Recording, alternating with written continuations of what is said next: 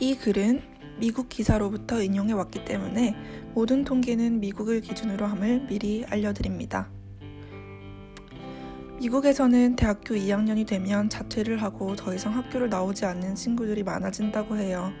통계에 따르면 30%의 대학생이 1학년을 마치고 자퇴를 하고 약 50%의 학생이 절대 졸업하지 못한다고 합니다. 이 수치는 지난 30년 동안 바뀌지 못했는데요. 이에 오바마 정부는 2020년까지 12억 달러 사업을 추진했습니다. 하지만 실제로 큰 성과는 없다는 안타까운 사실. 대학 생활은 인생의 4년 동안의 황금기라고도 합니다. 마법 같고 잊지 못할 경험을 쌓을 시기라고도 하죠. 하지만 어떤 이유로 학생들은 학위를 따기도 전에 이런 기회를 저버리곤 합니다. 도대체 이유가 뭘까요? 첫 번째, 향수병. 집에서 멀리 떨어진 대학에 가는 것은 지원서를 낼 때만 해도 환상적이게 보일 수 있어요. 하지만 직접 경험하게 된다면 극심한 변화를 겪게 되어 감당할 수 없게 되는 경우가 많이 있습니다. 두 번째, 학습 능력 미달.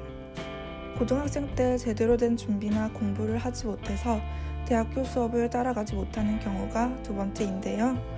교수님들은 보모가 아닙니다. 강의실 안팎에서 공부를 하지 않으면 성적에 나타나게 될 수밖에 없죠.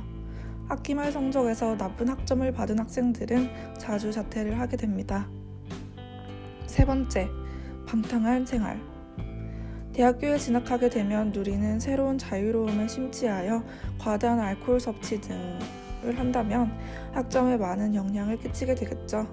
재미도 좋지만 문제가 생길 정도의 재미는 좀 그렇겠죠. 네 번째, 경제적 이유. 몇몇 학생들은 부모로부터 지원을 받지 못해 등록금을 내지 못합니다. 따라서 비싼 사립교육 등을 받으려면 결국 아르바이트를 하게 되는데 이러한 생활을 견디지 못하고 학교를 자퇴하고는 합니다. 다섯 번째, 근무시간 갈등. 직장인 학생들은 일을 우선순위에 두어야 하는데요. 그러다 보면 학교 커리큘럼에 맞추지 못하여 학교를 그만두곤 합니다. 여섯 번째, 가족 희생도.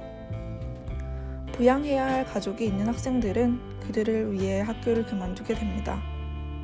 일곱 번째, 전공을 잘못 선택한 경우. 몇몇 학생들은 본인의 흥미가 없는 전공을 선택한 경우 전과를 하기보다는 자퇴를 해버리기도 합니다. 여덟 번째, 학교가 안 맞을 때. 사람들은 자신이 강당에 300명의 학생들과 앉아있는 것과 교실에 30명의 학생들이 앉아있는 것 중 자신이 무엇을 더 좋아하는지 빨리 알아차리죠. 가끔은 대학이 자신이 기대한 것과 다르다는 것을 깨닫게 되고 자퇴를 결정하게 됩니다. 아홉 번째, 번아웃 증후군. 어려운 강의, 교수님, 그리고 넘쳐나는 과제와 시험들은 학생들을 무기력하게 만듭니다. 그리고 지친 학생들은 자퇴를 결심하게 됩니다. 열 번째, 개인적 문제들. 가족 중 누군가 사망한 경우, 무계획 임신, 혹은 만성적 건강 문제 등과 같은 문제들을 마주하게 된다면 자퇴를 결심하게 됩니다. 자퇴는 실제로 일어나는 일이며 몇몇 경우에서는 불가피한 선택이 되죠. 그러나 꼭 자퇴만이 정답은 아닙니다. 파트타임 학생이 되거나 휴학을 한다거나 전과 혹은 편입을 한다거나 온라인 클래스를 수료하는 것 등은 다른 대안들이 될 수 있죠. 만약 지금 이 영상을 보고 있는 당신이 이러한 문제를 겪고 있다면 학교의 상담사나 누군가와 툭 터놓고 이야기를 한번 해보는 건 어떨까요?